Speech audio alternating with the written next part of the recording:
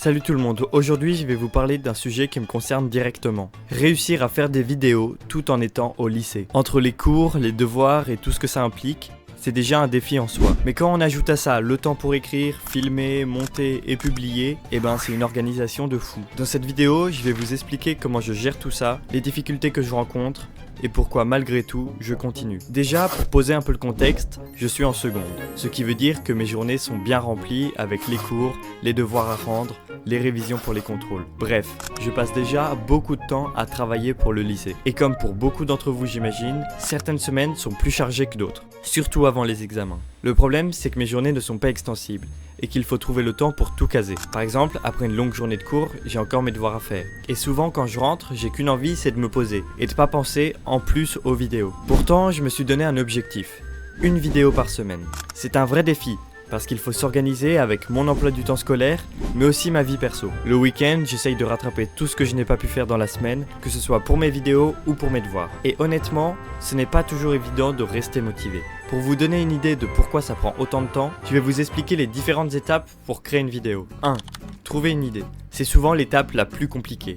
Parce que sur YouTube, beaucoup a déjà été fait. Alors il faut trouver un angle original qui me ressemble et qui peut vous intéresser.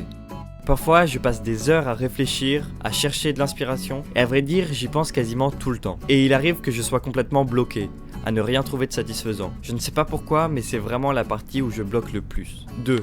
L'écriture, structurer la vidéo. L'écriture, c'est une étape super importante, parce que c'est là que je structure tout ce que je vais dire dans la vidéo. Une bonne écriture, c'est ce qui fait la différence entre une vidéo claire et une vidéo où on part dans tous les sens.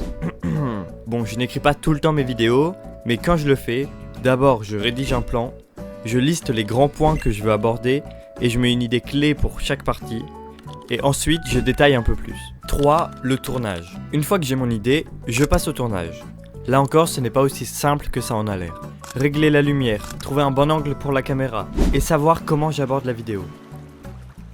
Aborder n'est peut-être pas le bon mot, mais en gros, je vais pas tourner pareil si c'est que de l'impro, si j'ai les grandes lignes de ce que je veux dire ou si toute la vidéo est écrite en voix off. Puis bon, il y a pas mal de moments où je bute sur une phrase et je dois recommencer. Et souvent quand je rentre, j'ai qu'une envie, c'est de me poser. Et souvent quand je rentre, j'ai qu'une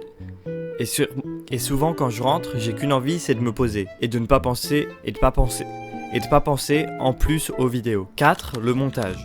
Et là, c'est clairement l'étape la plus longue. Déjà, il se passe sur plusieurs jours. Et en plus, je passe des heures à ajuster chaque plan, à couper les moments où je me trompe, à ajouter des musiques, des effets, du texte, bref. Ça prend vraiment du temps et de l'énergie.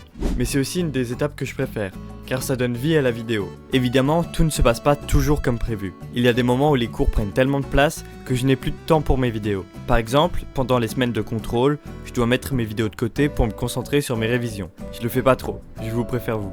Il y a aussi des moments où je me sens dépassé, parce que même si c'est une passion, créer des vidéos demande beaucoup d'énergie et de motivation. Et parfois, mon objectif de sortir une vidéo par semaine me met un peu la pression. Alors pourquoi je continue ? Tout simplement parce que j'adore ça. Faire des vidéos, c'est une vraie passion. C'est une manière de m'exprimer, de partager mes idées et de créer quelque chose qui me ressemble. Chaque vidéo que je publie est une petite victoire. Ça me permet de progresser, que ce soit en écriture, en tournage ou en montage. Et puis c'est aussi une façon de connecter avec vous, de partager des moments et peut-être même de vous inspirer à faire pareil. Et honnêtement, malgré les difficultés, je ne me vois pas arrêter, parce que c'est quelque chose qui me motive beaucoup. Voilà, c'était un aperçu de mon quotidien entre les cours et les vidéos. J'espère que ça vous a plu et que ça pourra peut-être vous inspirer. Si t'as des méthodes pour gérer ton emploi du temps et tes passions, mets-le moi en commentaire, je suis preneur. Merci d'avoir regardé jusqu'au bout. Si ce n'est pas déjà fait, likez la vidéo, abonnez-vous, et on se retrouve très vite pour une prochaine vidéo.